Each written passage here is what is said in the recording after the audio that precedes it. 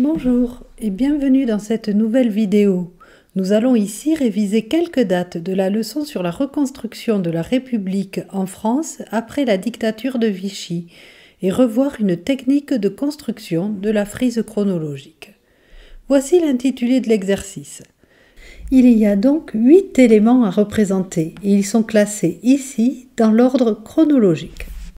Lorsqu'on veut construire une frise, la première étape est de distinguer les périodes des événements, car ils ne se représentent pas de la même façon sur la frise.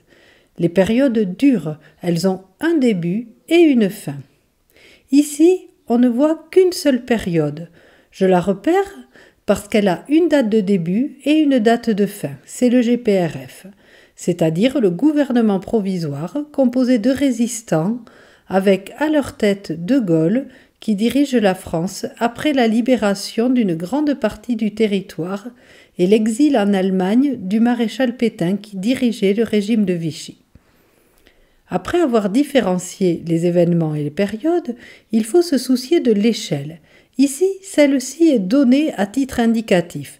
Nous suivrons donc ces indications, mais s'il avait fallu la trouver, il aurait fallu repérer la durée à représenter en regardant la date la plus ancienne et celle qui est la plus récente, ici en mois, mais souvent ça peut être en années, et ensuite diviser cette durée à représenter par l'espace disponible sur la feuille en carreaux ou en centimètres.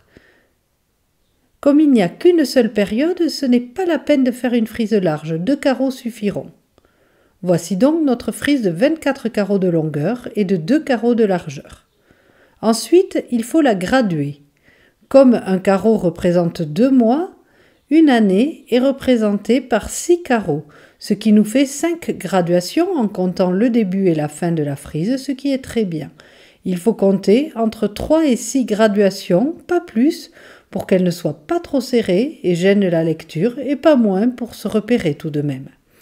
On commence par placer la période à l'intérieur de la frise.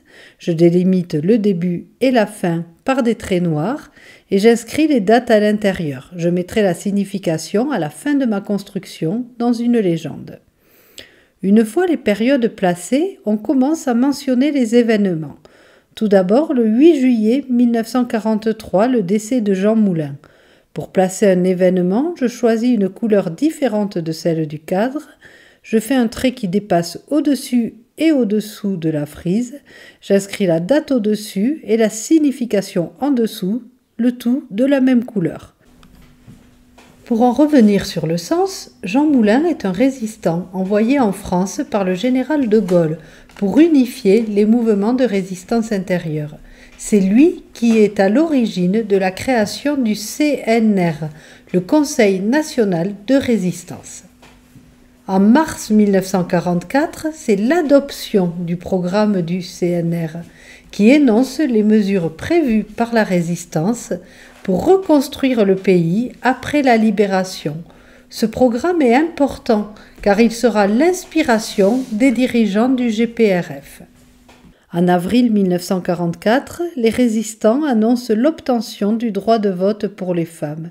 Mais elles devront attendre une année encore pour pouvoir voter pour la première fois lors des élections municipales d'avril 1945. Le 6 juin 1944, c'est le débarquement des troupes alliées en Normandie. Il s'agit principalement de Britanniques et d'Américains des États-Unis et du Canada. Aidés par la résistance intérieure, leur avancée sera rapide et efficace sur le territoire français. Pour la représentation de cet événement sur la frise, vous pouvez remarquer qu'ici, comme je manquais de place, j'ai fait un axe avec des angles droits. Avec le jeu des couleurs, cela me permet de rester clair malgré la proximité des différents événements. Le 25 août, c'est la libération de Paris, capitale du pays et lieu symbolique. Le lendemain, le général de Gaulle et le général Leclerc ainsi que leurs proches, sont filmés en train de descendre les Champs-Élysées. C'est une image célèbre de la fin de la Seconde Guerre mondiale. En octobre 1945, C'est la création de la sécurité sociale qui permet de rembourser les soins de santé grâce à des prélèvements sur les revenus des travailleurs. Pour relier cela avec le cours de MC, ce système illustre la valeur française de fraternité et le principe de la République sociale. Un an plus tard, en octobre 1946, la Constitution de la 4e République est adoptée par référendum, c'est-à-dire par un vote de la population qui doit répondre à une question par oui ou par non. Cette Constitution institue un régime parlementaire auquel s'oppose le général de Gaulle qui lui aurait souhaité un pouvoir plus présidentiel. Celui-ci va alors se retirer de la vie politique et cela jusqu'en 1958. On peut maintenant colorier la période et faire la légende pour indiquer ce qu'elle représente. Pour finir, il ne faut pas oublier de mentionner l'échelle avec un petit segment et à côté la durée représentée. Ici je fais mon petit segment de 1 carreau et j'écris à côté 2 mois.